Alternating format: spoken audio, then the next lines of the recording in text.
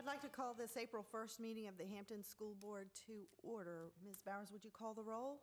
Mr. Harper? Here. Ms. Henry? Here. Mr. Kilgore? Here. Mr. Pearson? Here. Mr. Samuels? Present. Ms. Smith? Here. Ms. Mugler? Here. Let the record show that all of our school board members are in attendance, along with our division superintendent, Dr. Linda Shiflett, our school board attorney, Ms. Nancy Reeves, our school board clerk, Carolyn Bowers, and members of our division leadership team. At this time, I'll turn things over to our student liaison, Mr. Malcolm Richardson, to make some introductions. Good evening, everyone. Giving our invocation today is Charisma Kemp from Cary Elementary School. She likes school, of course, and her favorite subject is math because it's challenging and she likes challenges. In her free time, she likes to play outside and do arts and crafts. She recently made a pillow out of a shirt. I thought that was awesome. Could we please give a hand for Charisma?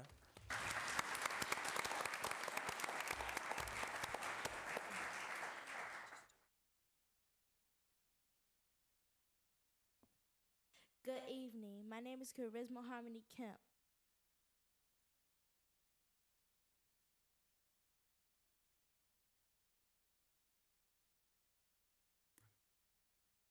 I'm sorry. Good evening. My name is Charisma Harmony Kemp.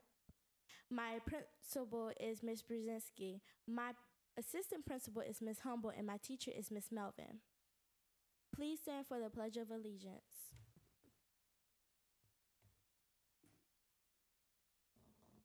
I pledge allegiance to the flag of the United States of America and to the republic for which it stands, one nation, under God, indivisible, with liberty and justice for all.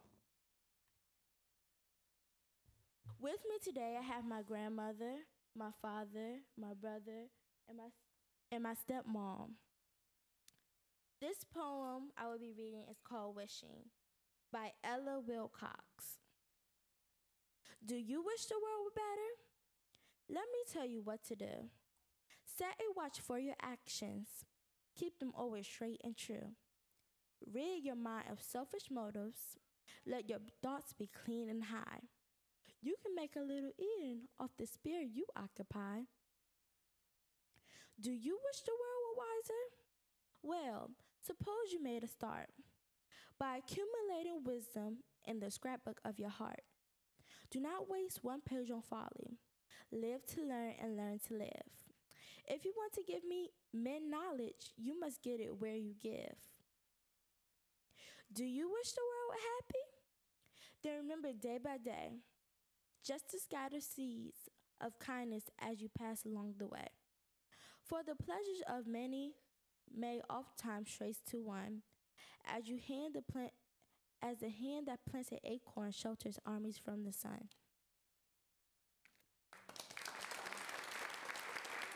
Thank you.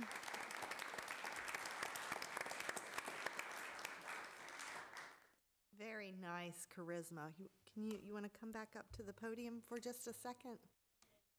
Thank you so much for joining us tonight. I think your parents must have had a premonition when they named you Charisma, because you certainly presented with a great deal of charisma, and that was really inspiring for us tonight. So you are in 5th grade? Yes, ma'am. And so next year you'll be going to middle school. Do you have plans? Just try my best no matter what and don't give up. Awesome. Awesome. That's a good plan. Thank Stick you. with that. Okay. Amen. And would you like, you mentioned your parents and your principal. Would you all please stand and let us recognize you tonight, please?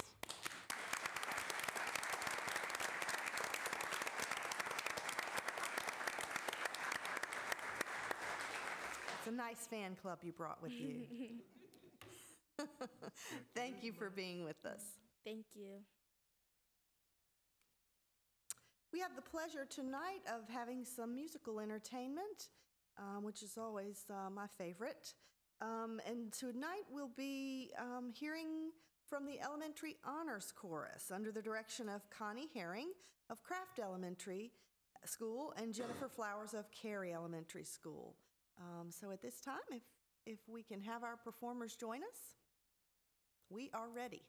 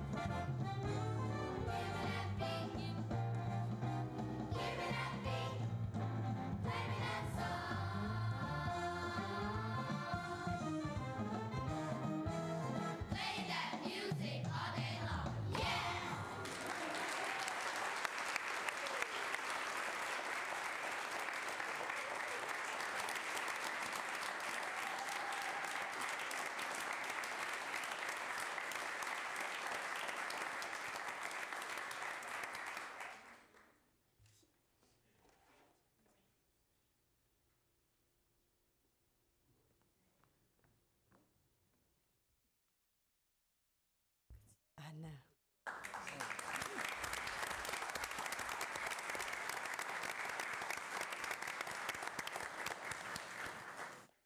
Awesome job, guys. Thank you so much.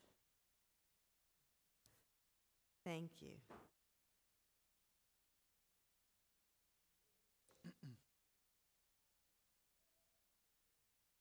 At this time, we'll move on to recognitions tonight. Our Executive Director for Public Relations and Marketing, Ms. Diana Galata, will make the presentations, and she'll be assisted by School Board Member Mr. Joe Kilgore.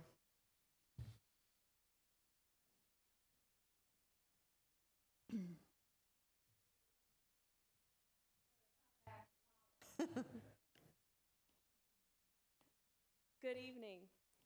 First up, we would like to recognize Kelly D., who you saw behind the sound controls there tonight, Fine Arts Teacher Specialist for Music Education. He has been named a Yale Distinguished Music Educator. Let's give him a round of applause.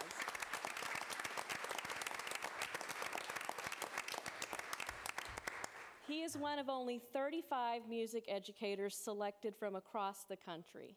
He's worked for Hampton City Schools for 20 years. He will travel to Yale University for a symposium to focus on partnership programs between public school music programs and professional music organizations. The 4-day symposium will conclude with the award ceremony.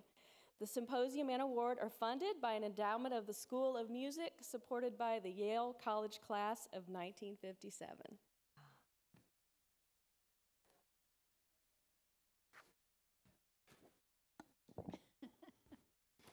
It is indeed an honor to give Mr. Kelly D. this Certificate of Achievement. I've known Kelly for a while, and it is truly amazing. He has national recognition.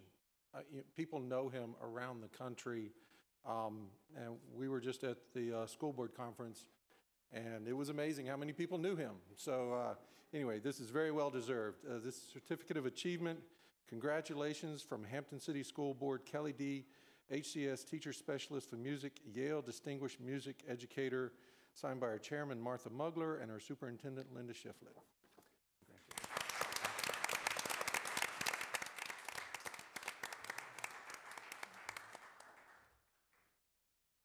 Congratulations. We also have another great employee to recognize, Shonda Epps. Come on up.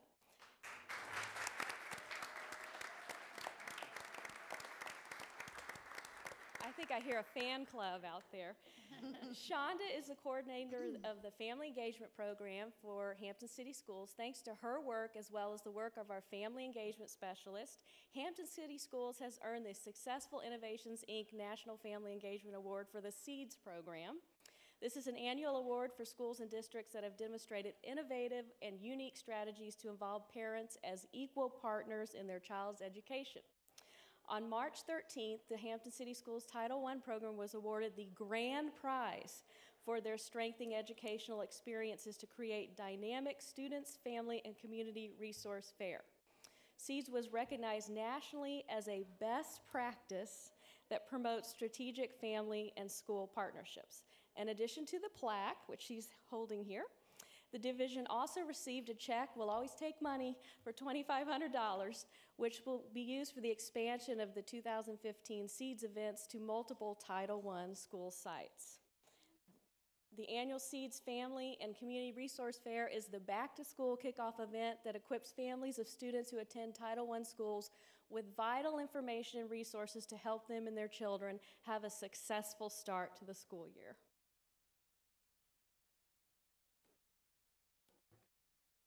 Ms. Epps, it is indeed my honor to present you with this Certificate of Achievement. Thank you for all you do for our students and engaging the parents.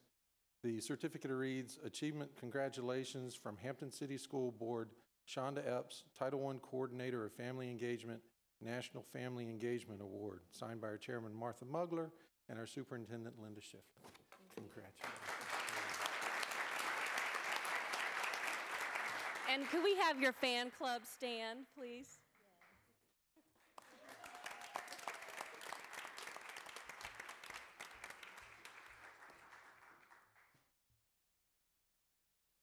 Congratulations. Next up, we have Kickotan students.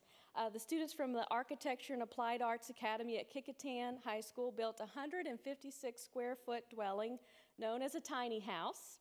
The dwelling was displayed, decorated, and toured at the Coastal Virginia Home and Garden Show in February at the Hampton Roads Convention Center. The house was built as the result of a partnership between the Academy and the Peninsula Housing and Builders Association. It was built in a classroom in a modular assembly at the school and then shipped in sections to the convention center. At the end of the show, the entire dwelling was dismantled and reassembled at Thomas Nelson Community College's new construction trades location. The tiny house will be used this fall in home builder technician classes that teach entry-level facilities maintenance. Students involved in building the house include, and if you all would just raise your hand when I call your name, Ben Atterbury, Ben here? Okay. Carrie Light? All right. Grayson Miller? Okay. Austin Chifo? Brendan Nicosia? Okay. Hunter Linker? Okay. Sonny Bullard Rodriguez? And the teachers are Robert Globkey and Percy Gregory. First, we're going to start with a certificate for the two teachers.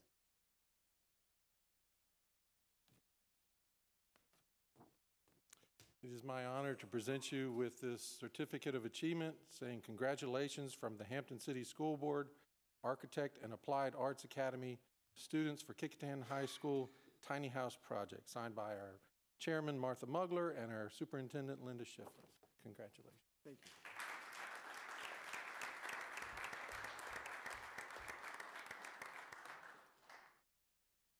We would also like to recognize Leslie Martin, the CEO of the Peninsula Housing and Builders Association, for their outstanding partnership with our students. Again, it is my honor to present you with this certificate of achievement. Congratulations from the Hampton City School Board, Peninsula Housing Building Association, Leslie Martin, Tiny House Project, signed by our Chairman, Martha Mugler, and our Superintendent, Linda Schiffler. Thank you. Thank you. And I know you also have a fan club here in the house. I see Mr. Mordecai, the principal, Mr. Lawrence. Mr. Lawrence. Any other family members or fans of this group? Okay, great. Congratulations.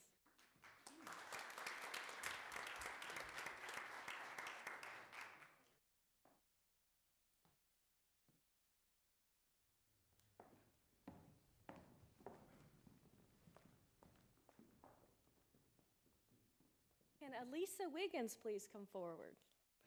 The Phoenix Pre-K through 8 school chapter of the Health Occupation Students of America recently competed in the State Leadership Conference Medical Terminology Competition at the middle school level. Students from Phoenix received 1st through 5th place in the competition. Tonight we are recognizing Elisa Wiggins, who placed 1st in the state. Her sponsor, Don Gerbing, who's also here, right here, said that Elisa studied and reviewed the medical terms since October and has an outstanding spirit of determination.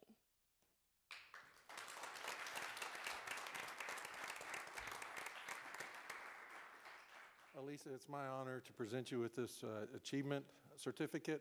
It says, congratulations from the Hampton City School Board, Elisa Wiggins, Phoenix Pre-K through 8 school, 1st place in HOSA Medical Terminology Competition, signed by our Chairman, Martha Mugler, and our Superintendent, Linda Schiffler. Congratulations.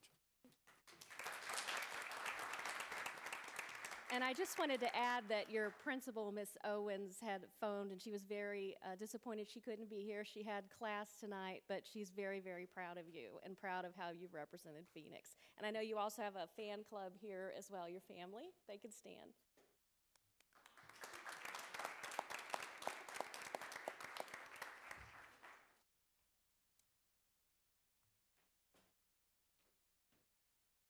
All right, last but not least, we had a sports team last week from Bethel, and we have another one this week. Mr. Saunders is staying busy over there, aren't you?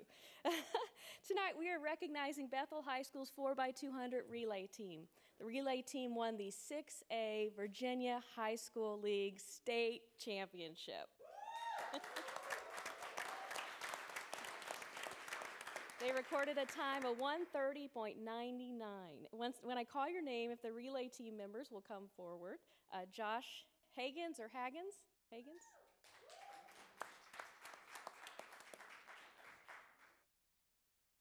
Josh, did I pronounce it correctly? Okay, good. Daryl Brown.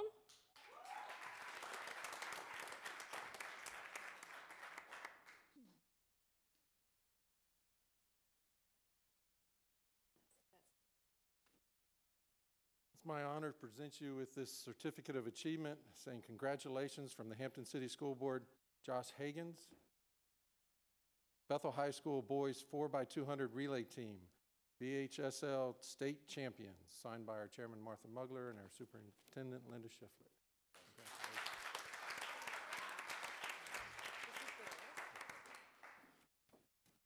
It's also my honor to present you with the same certificate. It's Daryl Brown, Bethel High School Boys 4x200 Relay. Congratulations. Isaiah Norris.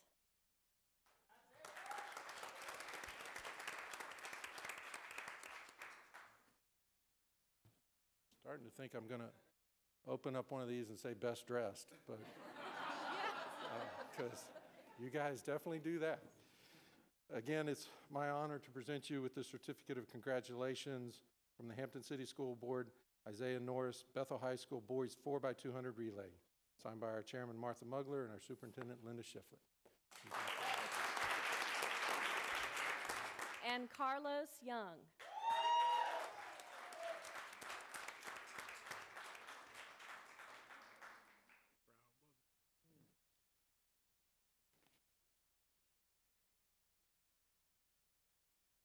Is this the order you guys ran in, by the way? There you go. So you the anchor, right? Yes, sir. All right.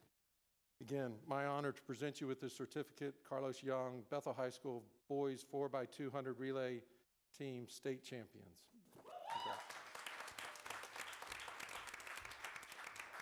And their coach is Coach Williams. Is Coach here?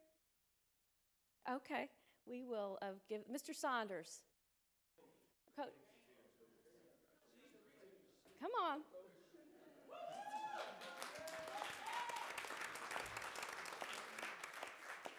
I didn't catch your name, I'm sorry. Coach Gaines? First name. What's your first name? Lynette Gaines. So, am I presenting this to her or for? Okay.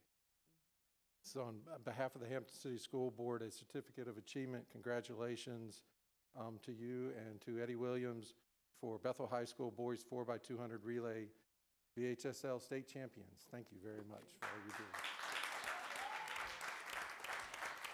I think do you all have a fan club out there? I think you do. I know Mr. Saunders is here. I know he's very proud. And your families, if you could stand or wave.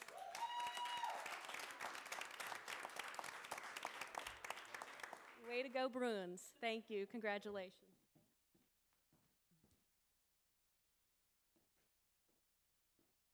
Thank you, Ms. Galata. And congratulations to all of our staff and students who were recognized today. Mr. D for his Distinguished Music Educator Award, and Shonda Epps for her National Family Engagement Award, and all the outstanding athletes and students that were recognized today. We're very proud of how you represent us out in the community and across the state, Bethel. So congratulations again on those great accomplishments. We'll move now to our consent agenda, which consists of items 4.01 through 4.05, starting with the certification of the closed session of March 18, minutes of the school board meeting and budget hearing of March 18, minutes of the special meeting and certification of the closed meeting of March 25, minutes of the school board meeting and hearing of the budget and school consolidation of March 25, and expulsion 2014-137. Is there a motion? Move approval of the consent agenda as presented. Second. It's been moved by Mr. Kilgore and seconded by Mrs. Henry that we approve tonight's consent agenda. Is there any discussion? There being none, Ms. Bowers, will you call the vote? Mr. Pearson? Aye. Mr. Samuels? Aye. Ms. Smith? Aye. Mr. Harper? Aye. Ms. Henry? Aye. Mr. Kilgore? Aye. Ms. Mugler? Aye, motion carries. Moving on to superintendent and staff reports, I'll turn things over to Dr. Shiflett. Thank you, Ms. Mugler. Our first report tonight is an update on gifted education in Hampton City Schools, and I'll turn it over to Dr. Johnson for the introduction. Or not. Ms. Grillo, I see you're here tonight. We'll give her just a moment to get the presentation pulled up. Ms. Grillo has been our gifted education coordinator for how long now? 7 years. 7 years. And, we've been delighted to have your services with us and the tremendous progress that we've made in gifted education under your leadership. Thank you. Okay. Good evening. I'm delighted tonight to be able to present you with this update to let you know what's going on with gifted education in Hampton City Schools. This is the overview of what we're going to talk about. The local plan for the education of the gifted in Hampton is our legal document that's approved by you that guides us through our procedures and policies. And it includes looking at identification, delivery of services, curriculum and instruction, professional development, and parent and community involvement. We're also going to talk very briefly about the local advisory committee for gifted education, whose members are again approved by you, which is the committee input the community input that we have for what we do in gifted education. When we talk about identifying gifted students, we have multiple criteria that we look at, and so we try to get a very broad picture of each student's capabilities and talents and gifts. Some of the things that we've really focused on this year are administering nationally normed ability tests to all of our first graders and all of our second graders in Hampton City Schools. And I know that sounds like a lot more testing, but it's one way that we make sure that we haven't missed a single child. Every child in Hampton in first and second grade gets a chance to be reviewed for potential giftedness. We also make sure that our non-English speaking students have a chance to be evaluated fairly, so we use a nonverbal ability test to work with our English language learners, and we've had very good success with that. We also work with our teachers, trying to get accurate information from teachers and helping them understand that giftedness comes in many different forms and shapes and sizes. And so we use a nationally normed screening tool for teachers to give us input also as we look at these students. These are the numbers. Because of all these things we've been doing, we have a lot more students who've gone through the identification and eligibility process this year. Our Hampton students as of March was 1,769 referrals, and that includes a full referral on those students, including multiple tests and multiple ways of looking at those students. And since March, that number has increased and will continue to increase through the end of the year. We do look at students who are coming to us from private schools who are not enrolled in Hampton City Schools. Right now, as of the beginning of March, we had 55 non-Hampton City Schools students, those are private school students, that we've evaluated for gifted services. Last year, as of the end of the year, we had 65, and of those students, 39 were found eligible for gifted services, and 33 of them consequently enrolled in Hampton City Schools. So our efforts in reaching out and testing our private school students really is paying off in bringing students into the division.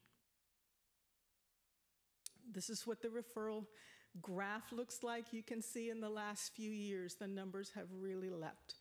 And that's partly as a result of all the things we've been doing to look more broadly at eligibility criteria, but it's really a team effort and can include everything, including the teachers' work in looking at gifted students, but also the work we've done on the curriculum level to make sure those higher level thinking skills and critical thinking skills are embedded in the curriculum across the division. So we're doing better at finding these gifts out there. These are our current students. You can see we start in kindergarten.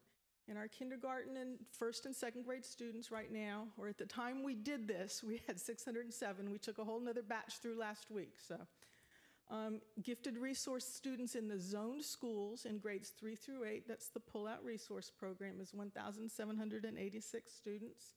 At Spratley, we have 663 students. Visual arts students, 227. In high school, we have 771. So you can see we have gifted students across the division, which is pretty exciting.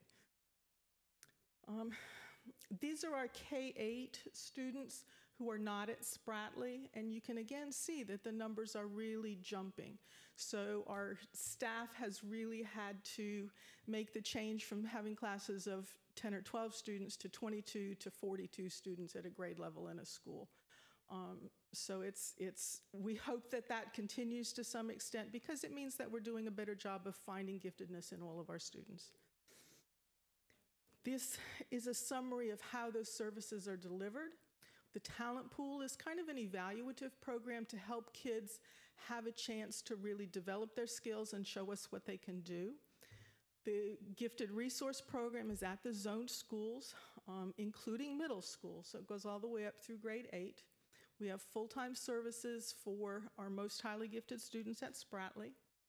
We have a visual arts program that serves students now in the zoned schools. At one point it was at Spratley. We moved it to the zoned schools for a number of reasons, but including the fact that this way the students don't miss that time that's taken for transportation, so it's easier for us to provide services for them. Our high school choices include the Governor's School, the International Baccalaureate Program, and advanced placement courses. I did leave with you a little bit of a summary of what went on at the Governor's School last year.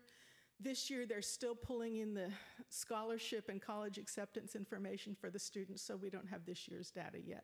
But amazing things are happening at the Governor's School. This is a little bit about what we do in the gifted program. We're really looking at developing those kids' thinking skills, looking at problem solving, looking at real-world connections, abstract reasoning, high-level questioning, and really understanding the content in all of our core content areas at a very significantly increased depth and breadth so that the kids get a much wider understanding of what they're learning. And we also put a focus on independent studies, so these students who have very specialized passions have a chance to also follow their passions. We do put an emphasis also on exploration and giving the kids a chance to explore things that they otherwise would not be exposed to. In the gifted resource program and in the talent pool program, the students are pulled out for 1 hour a week by the gifted resource teachers. It is very much a multidisciplinary curriculum so that they may be using science to work with math concepts, they may be using literature to work at social studies concepts, but by doing that, we can also compact and fit more content into our very limited time that we have with our students. In middle school, we serve the students once every 2 weeks, and that's basically a function of the way their schedules work in order to fit in what we can. And again, those students have a very significant portion of their time allotted to independent studies, and these are guided studies to help the students be able to really explore areas of passion that they wouldn't otherwise have a chance to pursue in school. At Spratley, it's a full-time program. It's very advanced, it's accelerated. All of the staff and administrators and counselors at Spratley are trained in gifted education so that we can provide a very comprehensive and very in-depth and intense program for those students. One of the things that we've really put a focus on is to provide professional development in a number of different ways to make sure that all of our teachers and counselors know how to look for evidence of giftedness in students from a variety of backgrounds. We do offer on-site endorsement classes through Shenandoah University, which helps us build our pipeline of gifted education teachers. We've provided training on how to do these ability tests. We've provided training on the curriculum. We've developed online modules in the gifted competencies for all teachers and administrators and counselors as a way of helping them get accurate information and up-to-date information. We've continued our technology training thanks to our CITTs. They're wonderful. And we have also put into place this year packets that we give to our regular classroom teachers that provide instructional strategies in differentiation for our high ability learners, so that our regular classroom teachers can help support the learning needs of these students through the time that they're not in the gifted resource classes, which is most of their time. But it really helps for the teachers to have these additional strategies. We try to support parent and community involvement in as many ways as we can. We do have an annual open house. We do have our parent conference day for the gifted resource students is actually at Spratly. Since our teachers are spread across multiple schools, it's easier for the parents to come to us rather than for us to try to track them down at every school. So it's been very successful. We have an upcoming visual art exhibition on May 12th, and you will be getting invitations for that. We also do periodic workshops. We'd like to do more, but that's a matter of staff and time, really, but we're getting there. We do provide booths at college night and division-wide PTA, and we try to provide a lot of different kinds of information on our gifted webpage. On that page, we have information for parents, we have information for teachers, just a lot of information for anyone who's interested in finding more out about gifted education.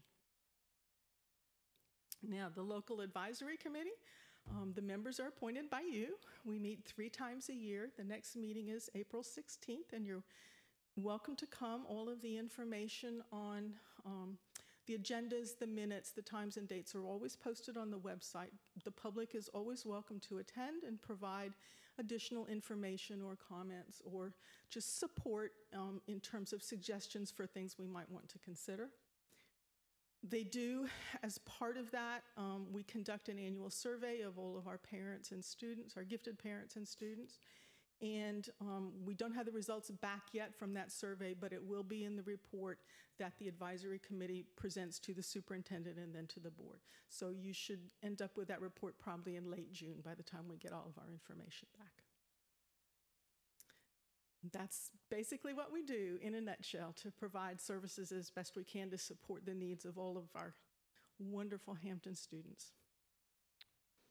Thank you very much, Ms. Grillo, for your report. Are there questions or comments from board members? Mrs. Henry?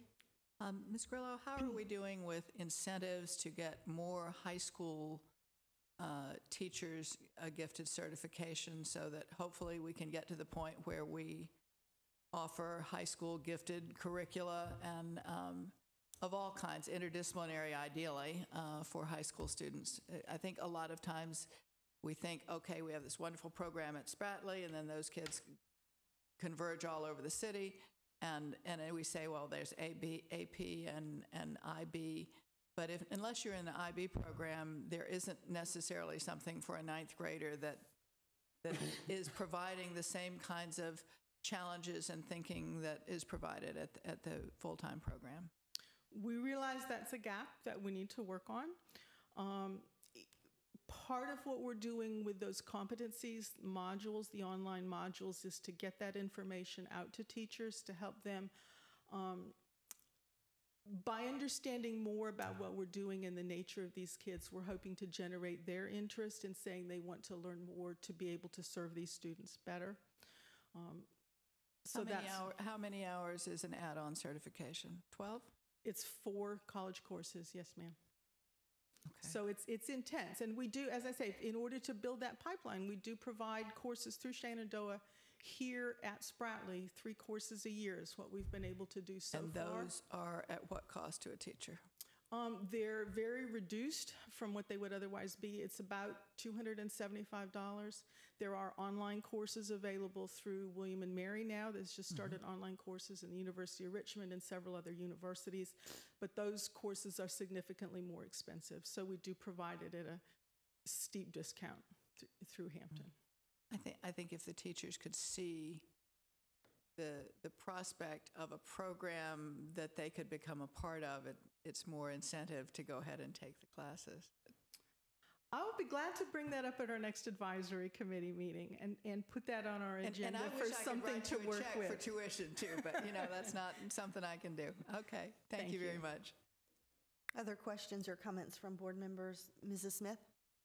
Yes, thank you so much. It's nice to see those referrals going up and that you're identifying more students and you can meet their needs that way. And also you talking about the differentiated instruction for advanced students, because we hear a lot about that for students that are struggling and trying to work with them, but we can't forget those gifted learners. So I commend you on that work. I was curious, all the students that are identified that are in grades 3 through 8, are they all invited to attend Spratley?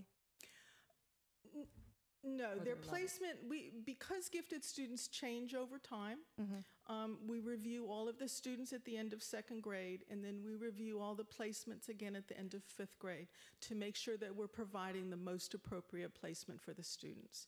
So some of those students go on to Spratley if they've demonstrated evidence through the ability testing, their teacher recommendations, their gifted teacher recommendations, their grades showing us that they can handle very advanced work. So we look at all of those things to make sure that Spratley is an appropriate placement for the students. And seeing your numbers rising so dramatically, I was just curious, like with the capacity at Spratley and the staffing at Spratley, if that's something you need to be looking at? I would be delighted to have to worry about that at this point. I think those numbers will follow through over time, and that may be something that we need to look at in the next couple of years in terms of the capacity. But right now, even with the increase in numbers, I think Spratley has the space to make it happen. Okay. All right, great. Thank you. Anything additional? Comment on the question. I like to see the word all here because when you're looking at 1st and 2nd graders, you could not be more inclusive in identifying students at that age. My question, I guess, students in our school system, we have a history with them, and we go through all of the criteria that we're supposed to go through. I'm thinking about a student who may transfer into our school system in January and has been identified as gifted. What is that process and what is that procedure for a parent who's requesting for their child new to the school system to be admitted to Spratley? It all starts with a referral, and any parent can make a referral at any time for any student, or any administrator, anybody can make a referral. Once we have that referral, we start gathering information. If the student is coming from a division where they have similar gifted programs and they have ability test scores that we can use, that we can compare to our criteria, we look at those scores. If it's a very different program, and understanding that every school division in Virginia has different criteria for identifying as gifted, but then we go ahead and do additional testing for that student. So they have just as much a chance as to show us what they can do as anybody else. And we even go back to previous schools to get teacher recommendations from other divisions to make sure that we're giving that child a quick and thorough evaluation. Any other comments or questions? Malcolm? When I was young, I was in the gifted program. I was at Mary Peak Elementary when it was open. And now I'm in the IB program and at Hampton High, and it's really definitely more advanced and gives you more opportunities to critically think. So you're doing a great job in gifted education. Thank you. Thank you. It does really make a difference for these students. So, Malcolm, you felt prepared when you got to the IB program then? Yeah, I went to Spratley too, and I was pretty prepared. I actually started 9th grade at Bethel, but it was too easy. So I had to join the IB program. That principle's gone now. But that is our objective, to meet these needs for students who are functioning above, who've, really need something different. Yeah. Great work that you're doing. Thank you. Mr. Harper. Ms. Carrillo, I'd like to ditto what Ms. Morgan and the rest of the speakers have said already about the success of your program. But you might want to look at that word referral, because I know once upon a time that word was used as a discipline tool. And when I saw 1,700 up there, I said, whoa. Not the same kind of referral, obviously. That's a great point. It is the term that's used by the Virginia Department of Education in referring to gifted services. Also, kids that get in trouble. Get referrals. Some of our gifted kids do get in trouble too. So Oh, I know there you that. go. That's the gift. Oh, my goodness. Okay. Anything further from board members, for Ms. Grillo? Okay. Thank you so much Thank for you. your report tonight. Dr. Shiflett? Our next report by Dr. Cooper will be to go over the results of our 2014-15 climate survey. Dr. Cooper? Give me just a minute to launch the presentation, and we will begin. Slideshow.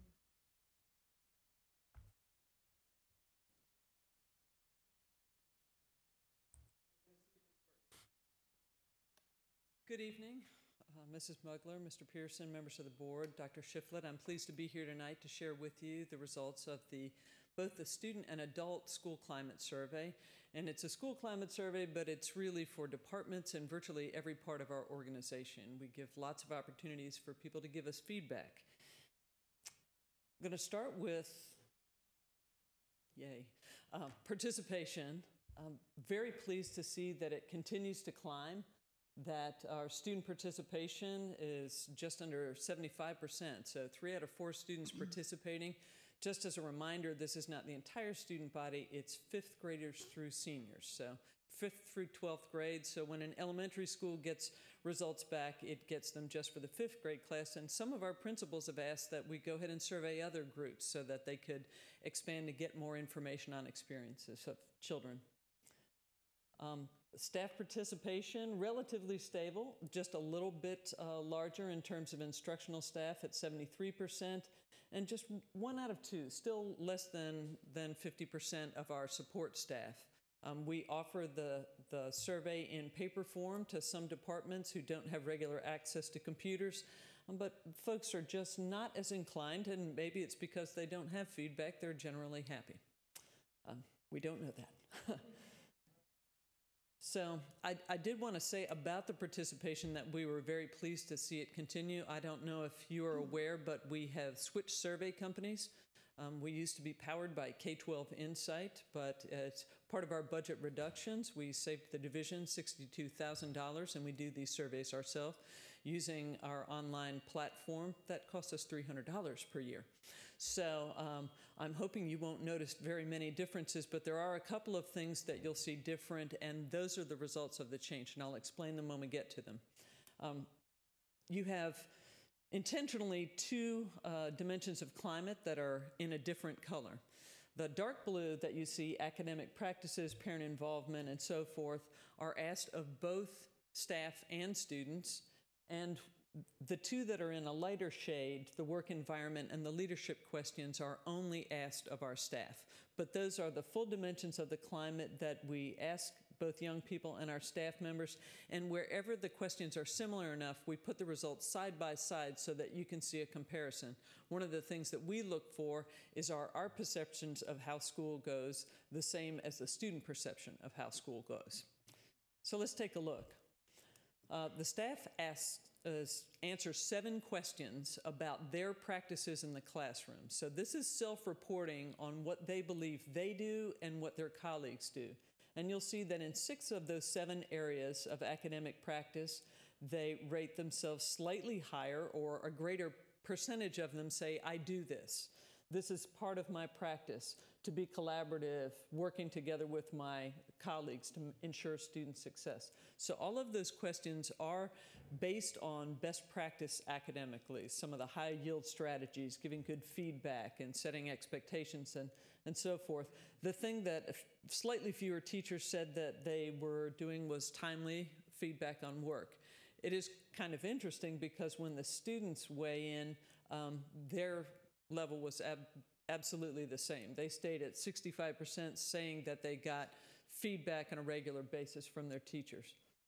Now, it is a little bit different, the questions that we ask young people. We ask about their experiences, so we ask them if they're challenged. We ask them if there's relevance. Their teachers explain the relevance of what they're doing. We ask them about extra help and feedback.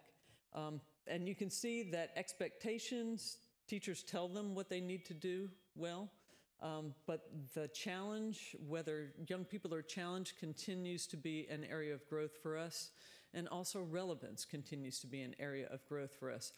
And you'll see if you look at these at different levels that the numbers shrink the higher you go. And so I think the presentation that Mrs. Peterson did on Naviance and that college and career planner might help us with this. I'm looking to see some different results next year, especially at the high school level, when young people really do understand why they need Algebra 2 now. So the next area that we ask both staff and students are, how involved are parents? Do you agree that parents are involved in youngsters' education? And this is one where you see very different perceptions between what young people are saying and what staff members are saying. And if you disagree with a statement, you're vaulted into another set of questions that ask you to tell us more about that. And really, it's a difference of perceptions about involvement. Teachers feel like they need a little bit more support while pushing an academic agenda for a young person and perhaps in a discipline issue. And young people are saying to us, my parents are involved, they're asking me whether I'm doing my homework, they're giving me help or getting me resources if I need it. They're involved because they care and they express that care to me on a daily basis. I think the staff is more right, excuse me, Doc. I think the staff is more right in this situation. Parent participation to me is very poor. And the staff is right on time. And it could be, but I think our definitions are very different, and I think we have to work on that in our communication with parents so that they know what we expect of them, and we know what they expect of us. I think the more that we can communicate about the differences we see there, the better we might be. Now, that's not an indictment on my part for all parents, but it's a vast number of kids that don't have any discipline at home. Parents don't check their homework, and to kids, that's fine. They'll give them high marks on this side. But the staff knows the reality of the whole situation. I'm sorry, go ahead. It's okay, though. It is encouraging that 9 out of 10 students are reporting that their parents do care and converse with them about school, and I think that's encouraging. Now, on this next slide, you see that the staff and the student opinions about things start to coalesce a little bit more. They're both in the 70s. This is a perception that the school is a safe environment for teaching and learning, and that includes not just physical safety, but emotional safety. And you see there that there's only a 2 percentage point difference between staff and young people. 3 out of 4 of either group feel like it's a safe place for teaching and learning, and those who do not feel like it's a safe place for teaching and learning most commonly cite how young people treat one another. So young people say that kids pick on each other and threaten each other, and grown-ups say that kids are mean to each other. And then consistent enforcement of discipline policy is another thing that both young people and staff say that we need to work on a little bit. But it is encouraging. This is where you really don't want a mismatch. This is where you don't want adults thinking it's a great day and young people come into school feeling uncomfortable every day. So the fact that these are at high school, even in those large organizations, there's only a 5% difference in those opinions is a very good sign that we are in touch with our young people. All right, now this is the one that you're going to see the biggest change in. And in fact, you might have noticed, anybody who wanted to compare this year's survey with last year's survey results might see that there are slight changes in numbers. When we pulled down the reports from the vendor, the data sets from the vendor, in order to create this year's, we found a couple of errors. And so we have corrected every number that was published last year, and most of the differences that you will see are 1 or 2 percentage points. But there are a couple of them where it's 3 or 4 percentage points. And the chief reason for that was that they didn't pull from the respondent pool people who didn't have an answer. So when they left the blanks in there for the question, it diluted the percentages for the rest. And good research says you have to pull the blanks out and only measure the percentages of people who have an opinion. In this particular question, when we started to reconstruct the survey in our system, we noticed that there was a use of a different scale for young people. They were using a behavior frequency scale. How often were adults caring and supportive? Was it always? Was it usually? Was it sometimes? Was it rarely? Was it never? And it was in the middle of another section of questions that were all about agree or disagree. They were all on a Likert scale. It really was not well aligned to keep that scale. So we changed it for consistency so that young people would be answering questions the same way in the same section. And so we've only given you 1 year of data there. Because you can't compare this year's different scale with last year's. It's not done. So those are still pretty strong results. Teachers on the left, teachers and instructional staff, feeling like we have robust systems in place for young people to get extra help. And students generally saying, even 7 out of 10 high school students say, I agree that the adults in my school are caring and supportive. And I think that's a vote of confidence from young people. This way? Okay, now we get to the fun slides. The school maintenance slide. This is both maintenance and cleanliness. And I think there was a lot of interest this year in this because of the fact that we have changed our custodial services, the way that business is done, as well as outsourced heating and air conditioning. And you can see two things. Adults are less satisfied, and young people are more satisfied. When it comes to cleanliness, this does not really surprise me because as I attended and listened to the changes that were occurring, one of the things that I heard from our staff members is custodians used to help me with a lot more things than they do now. They're not allowed to help me move things from my car. They're not allowed to help me put these things together. And so the fact that adults would feel like there was less service to them is not a surprise to me. The fact that time has been shifted perhaps to cleaning common areas, and we see a pretty decent bump. It's not huge. Remember, this is a survey given in December, so the first 3 weeks of December is when this is open. Hopefully next year we'll see a larger change, but it was encouraging to me that at every level, even at high school, and our high schoolers are usually quite vocal about school cleanliness, there is some increase in the number of students who say the school is clean and well maintained. There is consistency in what they're worried about. Young people say bathrooms are not clean. Adults say classrooms are not clean. Both say it's cold or it's hot. So there are still significant numbers of concerns about our heating and air conditioning system, even as we work to try to correct those. All right, next, school operations from adults. This is everything from staff security to food and nutrition services to transportation, getting young people to school on time. Generally, good, consistent across the board, even kind of a bump at our middle schools and high schools. So staff feel like things are going well in those areas. And we also ask, as part of attract, develop, and retain exceptional staff, we always ask about, how do you feel about your work environment? Is it a good place to work? Is it satisfactory to you? And as you can see, that despite all of the changes, despite increased demands on teachers, despite budget pressures, we still have growth at every level.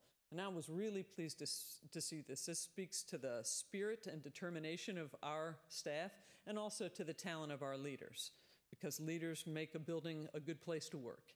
And so just to show you that I didn't make that up, school leadership also getting a bump at every level. Then we asked young people. So I wish Edwina Forrest were here. She is in charge of school, the food and nutrition services. That's unheard of. There is a 15% bump to the good, with nearly 70% of elementary students speaking well of the cafeteria food. You see it bumped by, 7% overall, a big bump at elementary school, significant at middle, and even 4% at high school. The concerns, the children who do the follow-up question voice the same concerns, which is the variety of food, the quantity of food, but they continue, the majority of students continue to give a thumbs up to the cafeteria staff as being helpful and respectful and courteous. Finally, students talking about transportation. We had a little bit of a dip at middle school. Growth at high school, again, that's a big plus. When you have high school students say you're doing it right, things are getting better. Across the board, a 4% bump. Those kids that did say that they were worried about transportation, a lot of it, I read the comments, the bus stop, where it is, the length of it, and they also sometimes didn't like the time they had to get there. Either too early, too late.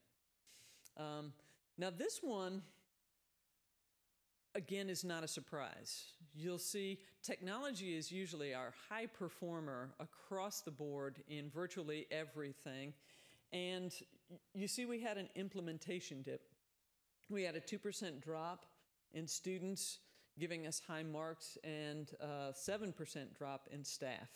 And I would give credit to this from reading comments to the fact that we added 9,000 new devices and no additional human resources. And the 9,000 devices, if they were held by a student who was under 13 years of age, needed an Apple ID facilitation that involved parents and an email address. And so the work that our staff had to do to get those devices up, running, online, loaded with the correct apps. We have some different things in play now, and you'll hear later this season on the one-to-one initiative, you'll hear some more about that. But I think that the slight declines that you see there really are about us needing to work and doing the work to get better at this with all of the additional devices that we have. We also decided, since it was our survey now, and it was pretty easy to make changes since we own the platform, was to ask everybody, do you have internet access at home to do homework? And 86% of our student respondents said yes to that question. This is very important to us because many of the supports that we offer are online supports. So I know that we're all interested in making sure that that number gets larger and figuring out how we can do it, but still that was an encouraging result to get that baseline for us. When you add all of these up, how many went up, how many went down, how many stayed level, 2/3 of them grew. And some of the very important ones, I was very encouraged by that staff satisfaction with the work environment and with our leadership. We know we still have some work to do around student engagement, around relevance, around the rigor of the work that they do and whether they feel challenged by it. And then we had some things that just generally stayed steady. And I'd be glad to answer any questions that you have at this time. Thank you, Dr. Cooper. You're welcome. Questions or comments from board members? You have just wowed us with all this information. We are left speechless. Death by chart. That's what we work toward. Death by chart. I guess there are worse ways to go. I'd be glad to take a seat. I'm good. Thank you very much. Thank you very much, Dr. Cooper. We move on to the hearing of any delegations. One more report. Oh, sorry. Dr. Shiflett, I'm so sorry. And I know she just can't wait to get up and do this, but it is our monthly business report. So, Mrs. Scott. Good evening. How is everyone? All right, as I come before you each month to tell you the results of our operations, at this point it's as of the end of February 2015 for our Fund 50 operating budget. As of February 28th, we had revenue totaling $120,894,435. We had expenditures and encumbrances totaling $123,323,605. This is about $3 million or 2.5% higher than this same point last year. This is largely based on our drawdown of local contribution, which we do based on cash flow needs, and also the fact that we got impact aid funds through this period this year that last year we had not received any as of this point. Our budget was based on an enrollment March ADM of 20,000 students. As we've previously reported, we, based on the fall membership, revised that to an expected March ADM of 19,884. And based on the very early reports that I've gotten for the March ADM, which they submit this month, it looks like we're right on target for that. So we're about 116 students down, and the revenue loss based on that is about $612,000, which we anticipate covering with attrition. Any questions? Any questions for Ms. Scott? All right. Thank you so much. Dr. Shiflett? That concludes our reports. We'll move now to the hearing of any delegation or presentation of any written communications or petitions. Ms. Bowers, would you share the protocol? Citizens are invited to address the school board on matters of public concern about the school division. Speaker forms are available prior to the start of the meeting. If you wish to address the school board, please complete the form and give it to the clerk. Each individual will have 5 minutes to speak. All comments shall be directed to the school board. Speakers may not yield their time to another. Speakers should address the school board with decorum on policy issues and refrain from personal attacks. Speakers shall not address matters involving individual employees or students, as these topics may violate confidentiality and are not appropriate in a public forum. Presentation of resolutions, declarations, proclamations, manifestos, awards, or other similar documents not originated under the auspices of the school board or administration is prohibited during the public comment period. The audience is asked to be respectful of all speakers. Public comment is the school board's opportunity to listen to the speaker. Since our purpose is to hear from you, the board will not engage in dialogue with the audience or whomever is at the podium. Matters requiring a response will be directed to the superintendent for research and response.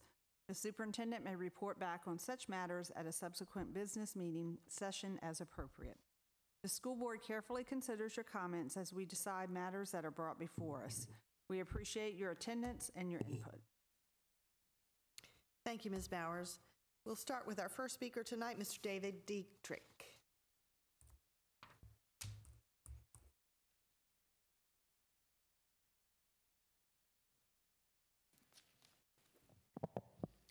Good evening, members of the school board, administration. My name is David Dietrich, 139 Wilderness Road. First of all, I'd like to call on the Lord our God to give the wisdom needed by our school board members and administrators to make our students better citizens. Declaration of Independence says that governments are instituted among men to secure our rights. The U.S. Constitution says the government is established to secure the blessings of liberty. The Virginia Constitution says that government is instituted for protection and security of the community. You've all taken an oath to support the Constitutions of Virginia and the United States. In particular, that means protecting the school children of Hampton from all threats. What have you done since last month to improve the security of Hampton schools? Why do you choose to assign school resource officers to some schools and not others? Why do you think some Hampton children need to be protected while others do not? Why do you leave our youngest school children completely unprotected? Statistically, the great majority, over 90% of mass shootings occur in gun-free zones. State law gives local governments broad authority to secure public facilities. School resource officers aren't the only option. Armed school security officers are too. Typically, police responses to mass shooting is 2 to 3 minutes. At Newtown, during that period of time, 26 children and administrators and teachers were killed. An on-scene armed officer in every school would cut response time by at least 80%, even providing a great deal of deterrence to such attacks. This is about honoring your oath, protecting our children, and respecting Hampton citizens. Moving on to education. What have you done since last month to improve Hampton City Schools' performance? What are you doing to maximize student achievement? What have they achieved? How do you compare the academic achievement of our students with other school systems? The purpose of our school system should be to develop productive citizens. How do you measure their productivity? How have you improved their benefit to society? How are you applying student SOL test scores to college accession? Are SOL test scores useful for helping our students find jobs? What is the employment rate of Hampton City School graduates? What is the college acceptance rate of our students? And what is the college remediation rate of our school system graduates?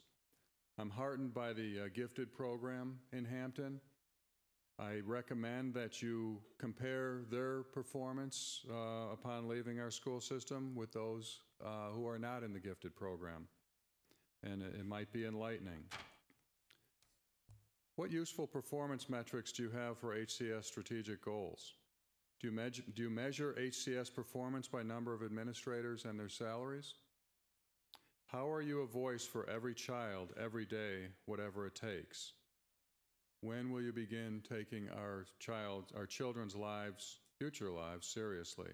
And what makes Hampton City Schools outstanding?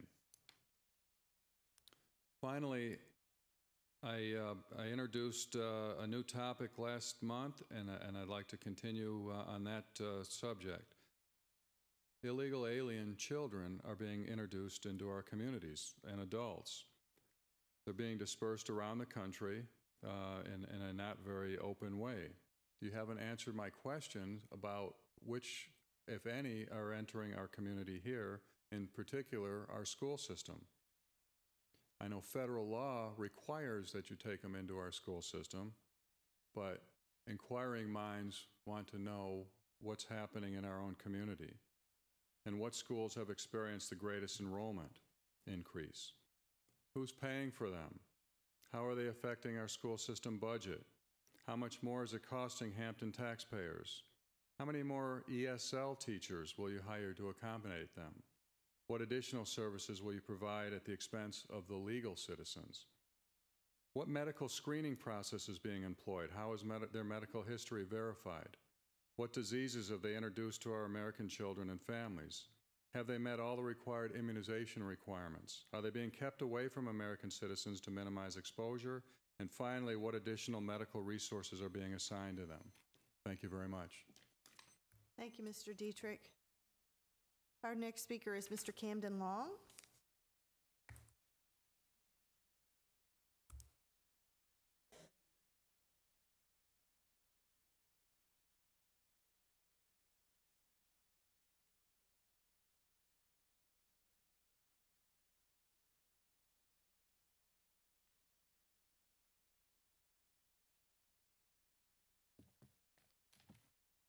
Hello, board members. Good evening. So back as the saga, the trilogy continues. So tonight, I come from the heart. My mind is all over, and I don't know where to start. People in power acting corrupt and violent, so I rock this shirt tonight, and I say, we got to stand up because we can never be silent. When we see an injustice, we have to speak up. I've seen so many things in the schools, elementary schools, from administrators and principals of putting their hands on children in inappropriate ways that it just blew my mind. And when I approached an administrator, I didn't get the response that was professional, and I was asked to leave from that school. So, and I also met with the director of Food and Nutrition Services, but she won't even acknowledge the fact that our students don't have an adequate supply of fresh fruits and vegetables, nuts and seeds. And, you know, it's just, I look at this brochure, and everything is promoting health and wellness and nutrition and improving physical activity and decreasing obesity and decreasing diabetes. But, you know, I really just see these are just words because none of this stuff is being implemented at all. I really mean that with all my heart. And from the statistics from the last, from two presentations ago that showed that most of the students are happy with school cafeterias. But I mean, honestly, when everything is filled with sugar, I mean, new clinical studies show that sugar is 10 times more addicting than cocaine. And everything in our food, all the condiments, all the stuff, the breakfast syrup, it's all artificial sweeteners, it's all sugars, it's all corn syrup that promotes diabetes, it promotes heavy fatty deposits into the liver and increases insulin dependency. And this food I've had for almost 2 weeks now, and it hasn't even changed anything. I mean, if you leave a banana out, it rots. If you leave a broccoli out, it rots. If you leave fresh fruit and vegetables, it will go bad. But this food has not changed one bit. So what is this food doing to the bodies of our children?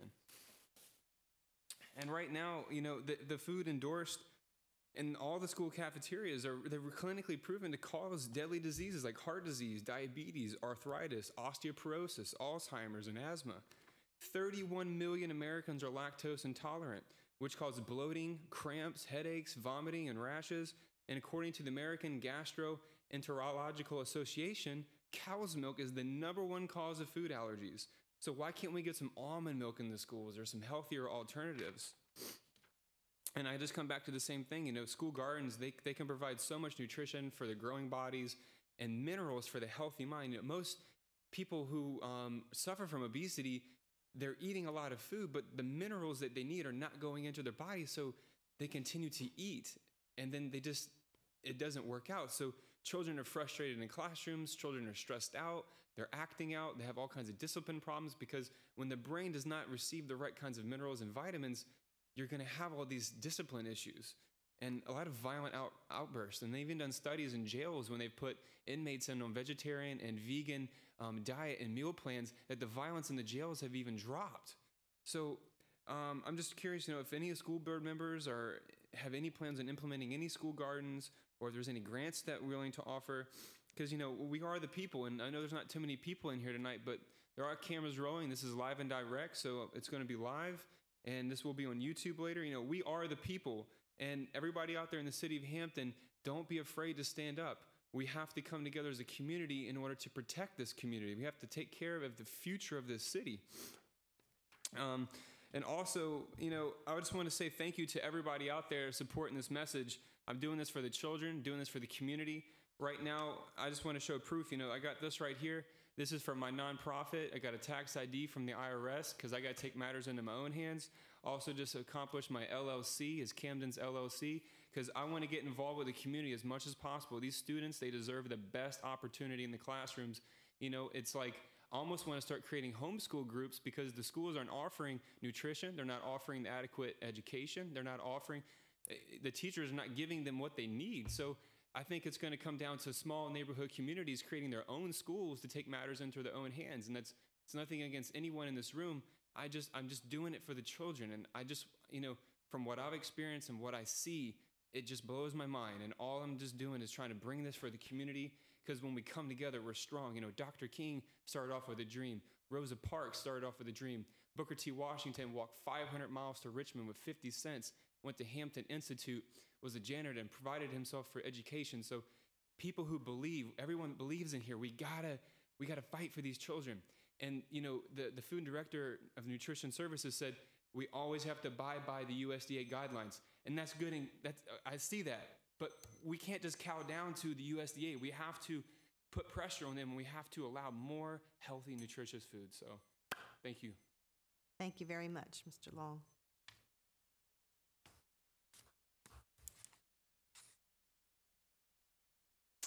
We move along to our items for action tonight. And our action agenda begins with item 7.01, the approval of budgets for funds 60, 65, 94 for 2015-16. Is there a motion? Madam Chair, move approval of action item 7.01. Second. It's been moved by Mr. Kilgore and seconded by Mrs. Henry that we approve budget funds 60, 65, and 94. Is there any discussion? Oh, and I'm sorry, Fund 51 as well. It doesn't show up on one part of my agenda. So it's budget funds 51, 60, 65, and 94. Any discussion? There being none, Ms. Bowers, will you call the vote? Mr. Samuels? I have to read a statement before I cast my vote, Madam Chair. As a member of the school board of the City of Hampton, Virginia, I acknowledge that I have an interest in the adoption of the 2015-2016 budgets for funds 51, 60, 65, and 94 because my wife is an employee of the Hampton City Schools. However, I believe that I am able to participate in the vote on the budget fairly, objectively, and in the public's interest. Yes. Ms. Smith? Aye. Mr. Harper? I'll read this a similar statement. It seemed like the Daily Press made an entire story out of reading this statement for some reason. As a member of the school board of the city of Hampton, Virginia, I acknowledge that I have an interest in the adoption of the 2015-16 budgets for funds 51, 60, 65, and 94 because my wife is an employee of HCS. However, I believe that I am able to participate in the vote on the budget fairly, objectively, and in the public interest. Aye. Ms. Henry? Aye. Mr. Kilgore? As a member of the school board of the city of Hampton, Virginia, I acknowledge that I have an interest in the adoption of the 2015-2016 budgets for funds 51, 60, 65, and 94 because my wife is an employee of the Hampton City Schools. However, I believe that I am able to participate in the vote on the budget fairly, objectively, and in the public interest. My vote is aye. Mr. Pearson? Aye. Aye. Ms. Mugler? Aye. Motion carries. Moving on to item 7.02 is the Put Kids First resolution. I read the contents of this particular resolution last week. Are there any questions or comments from board members? Is there a motion? Madam Chair, move approval of action item 7.02, Put Kids First resolution. Second. It's been moved by Mr. Kilgore and seconded by Mr. Pearson that we approve the resolution of Put Kids First. Is there any discussion? There being none, Ms. Bowers, will you call the vote? Ms. Smith? Aye. Mr. Harper? Aye. Ms. Henry? Aye. Mr. Kilgore? Aye. Mr. Pearson? Aye. Mr. Samuels? Aye. Ms. Mugler? Aye. Motion carries. Item 7.03 is the revision of School Board Policy DA, Management of Funds. Is there a motion? Madam Chair, I move that we adopt the policy revision as presented in item 7.03. Second. It's been moved by Mrs. Henry and seconded by Mr. Kilgore that we approve the revision of School Board Policy DA, Management of Funds. Is there any discussion? There being none, Ms. Bowers, will you call the vote? Mr. Harper? Aye. Ms. Henry? Aye. Mr. Kilgore? Aye. Mr. Pearson? Aye. Mr. Samuels? Aye. Ms. Smith? Nay. Ms. Mugler? Aye. Motion carries. Moving on to item 7.04, the 2015 VSBA Honor Roll Resolution. Individuals had an opportunity to review that earlier this evening, and it calls for the recognition of two different business partners.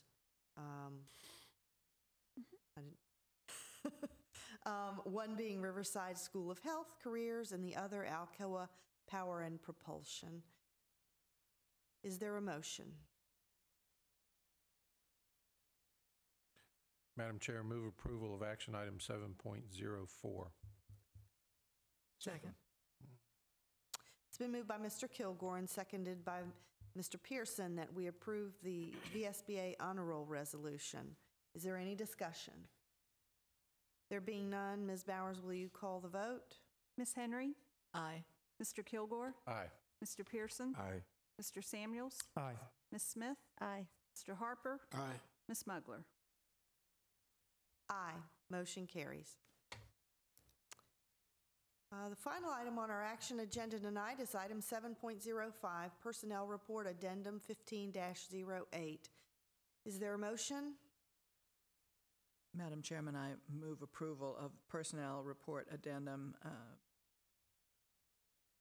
There's a little funny thing, and I can't read it. 1508? Mm-hmm. Yes. As presented to us this evening. Is there a second?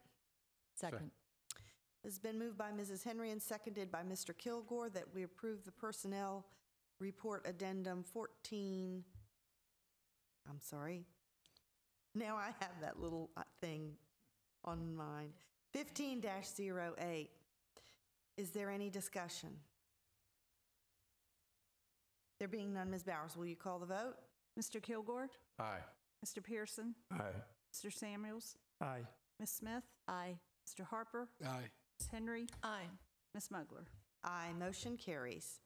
Moving on to deliberation, we have just one item on our agenda tonight for deliberation. It is the USGS HRPDC, which is the Hampton Roads Planning District. Planning District, I'm sorry. Commission. Monitoring station at the campus at Lee. Is there anyone who will present to us on this? Ms. Reeves, the memo's from you.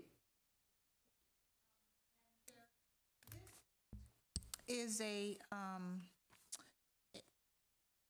project that is a regional project undertaken between all the varying jurisdictions in the region, including the City of Hampton, Hampton Roads Sanitation District, Hampton Roads Planning District Commission, United States Geological Survey.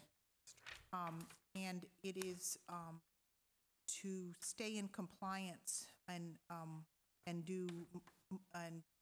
provide monitoring data that's required by the federal law and the Clean Water Act. And what I have just handed out is what the temporary monitoring station at the corner of our lot at the campus of Lee looks like. The Joint Commission had put in a temporary station to see whether or not that was an appropriate spot. They've determined that it is, and it is a good place for them to do the monitoring for the Clean Water Act provisions and nutrient loads, sediments. And therefore, they have asked that they can now put what they would call a permanent station there. I have given you pictures that were on your board agenda of what the permanent station will look like. It's a little bit larger, and it will be on a 5-foot by 6-foot permanent cement slab at the same location. And that's what they're asking to do, so that we can be part of this regional commitment to gather the data that's required to be in compliance with the federal law. And it's really important that this regional collaboration continue to occur, because it prevents each individual city and county in the area from having to expend the funds individually, because we're doing it collaboratively. Okay. This is in what's called an established residential neighborhood, and there's going to be one other in Hampton, and it's going to be in a more commercial area, somewhere over near Town Center or the Convention Center, somewhere in that area. Does that make sense? So they have two different locations that are Hampton locations. Are there any questions for Ms. Reeves? Mrs. Henry? So basically, they were looking for a good place to measure runoff from a residential area, and this is like any other stream or drainage system water quality. And these are areas that are going into the bay, so it's part of the bay awareness water quality, correct? Correct. Because any data that's relevant to the stormwater. A good location and a public property, so they're requesting we participate. Correct. Thank you. And we don't have to do anything except let them have this little corner of the woods. Correct? That's right. Okay. Mr. Samuels? And am I correct, Ms. Reeves, that because it's a federal requirement, it does not require any community input? That's correct. There were, for example, in certain things you might have public hearings and that sort of thing. In this case, it's simply a monitoring station. Hampton's required to participate in what's called Phase 1 of MS4, which is run by the State Department of Environmental Quality, and all drainage is regulated by the state DEQ, and it requires monitoring. And what this is doing is it's keeping it on a regional basis, and it's trying to keep the costs down for all, so that they're picking strategic places to put those monitoring stations. Other questions for Ms. Reeves? So it's Mr. Harper? that company's equipment, and they're also doing the testing, paying for the samples, whole shoot match. It is all part of, it's not a private company. It's U.S. Geological Survey, But it's Hampton Roads Planning District Commission. They're the ones that are all collaboratively putting it together. but it's their equipment. We don't have any input into the purchase of the equipment, repair, Not at all. upkeep. Not at all. None of that. Not at all. We simply have to let them have our little Provide that 5x6 piece of property. Anything further? Okay. There being no further questions on that, we'll move that forward to our action agenda at our next meeting on April 22nd. We have one deliberation first read item. It is policy JED, which is the attendance policy. And Dr. Woods will be addressing us on this policy. Good evening, Mrs. Mugler, Mr. Pearson, school board members. Yes, policy JED, our attendance policy, is updated to reflect the change in the payment of AP test fees based on our revised budget. Are there any questions for clarification on this policy change? Pretty straightforward. Thank you. Okay, thank you very much. That item will move forward to deliberation next time. If any questions arise in the next couple weeks, we'll have one more opportunity to ask questions about it. We conclude our deliberation and deliberation first reads, so we move on to informational items. And yes, it is 8:04 on my screen here. And so we will move ahead and announce that our next regular meeting of the Hampton School Board will be held on April 22nd, 2015 at 6:30 p.m. at the Jones Magnet Middle School. That will be held here. This is a slight variation from our regular routine, as we will not be meeting on the week of April 15th, which would be our normal gathering time. But in order to accommodate spring break and allowing for staff reports and so forth to come together, we moved that meeting back, and therefore we won't be meeting at 1 Franklin Street, but we will be meeting here at Jones Magnet Middle School. So there's a slight variation to that evening. Pursuant to Section 2.2-3711A of the Code of Virginia, the School Board of the City of Hampton announces its intention to convene closed session solely for the purpose of interviewing candidates for the position of superintendent to be held at undisclosed locations within 15 days of the date of this notice, as authorized by Section 2.2-3711, not 3711, but that's my favorite code section.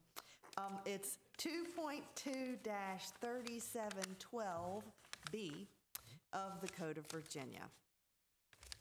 Are there other informational items? Dr. Shiflett. Thank you. Dr. Cooper will be holding another strategic plan meeting to allow opportunity for our community members to give feedback, and that will be at Phoenix School tomorrow at 5:30. And we invite anyone who's interested in coming out. You'll have a great time listening to the work that we've done so far and giving us some feedback on your wishes toward the progress of our school division. So I encourage citizens to become involved. We will have our next SEAC meeting on Tuesday, April 21st at 6:30, and it will be their annual resource fair, and it will be held at our Rupert Sargent building. And a very wonderful spring break to everyone. I hope all of you enjoy it and have some time off, and I know we will. Are there any other informational items from board members?